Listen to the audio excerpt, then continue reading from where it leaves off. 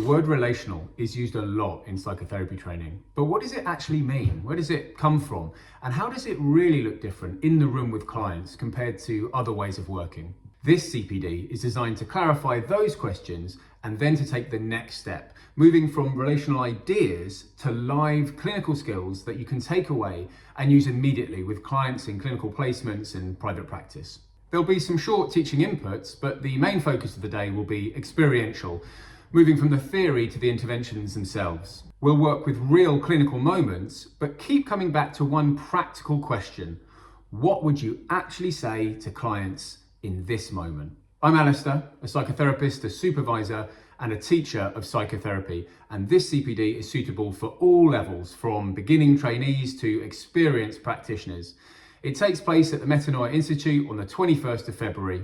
I hope to see you there.